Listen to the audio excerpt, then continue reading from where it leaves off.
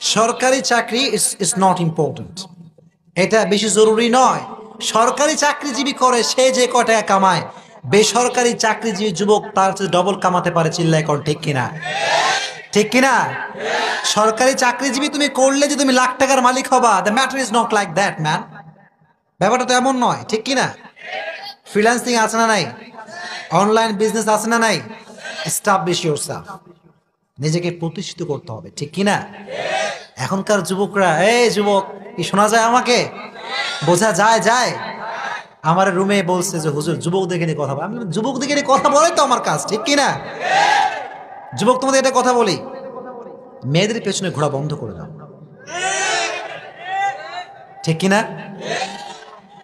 আমি একটা তোমাদেরকে সাজেশন দেই as a Islamic scholar. Suggestion দিচ্ছি, সেটা হচ্ছে তুমি এমন কাজ করো যে তুমি মেয়েদের পেছনে ঘুরবা না। মেয়েদের আব্বা বলবে এই ছেলেকে আমার মেয়ের সঙ্গে বিয়ে দিতে চাই। স্টাইল, স্টাইল থাকতে হবে ম্যাম, ঠিক কিনা? এস্টাবলিশ ইয়োরসেলফ, নিজেকে প্রতিষ্ঠিত করতে হবে। চিল্লায় এখন ঠিক কিনা? Set your target and set your goal. কি হবা তুমি? ইঞ্জিনিয়ার হবা, এখনই ঠিক করো। প্রফেসর হবা, এখনই ঠিক করো, ঠিক কিনা? ডক্টর হবা, সেট ইউর টার্গেট। এখন টার্গেট ঠিক না করলে কখনো সফলতা আসতে পারে। এজন্য নিজেকে এমন ভাবে প্রতিষ্ঠিত করতে হবে যে মেয়ের বাবা যেন ঘুরে, ঠিক কিনা? অনেক যুবক অমক মুরব্বী তমক মুরব্বীকে দিয়ে পাঠায় যে একটু কম তার মেয়ের আমার পছন্দ, একটু বিয়ে দিতে কইেন। আছে না নাই?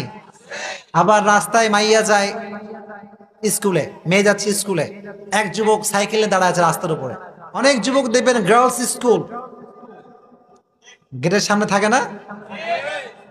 বলে কি দোস্ত এখানে? ওর দোস্ত আসবে, দেখবো আজকে। আছে না নাই?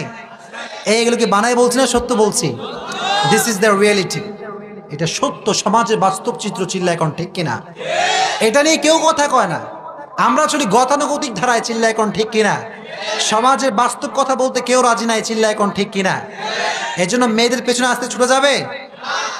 ময়মনসিংহ 30 সালের যুবকরা আজ থেকে ওয়াদা করো যে হুজুর আজ থেকে কোন মেয়ের পেছনে আমি দৌড়াবো না। জোরে কও ইনশাআল্লাহ।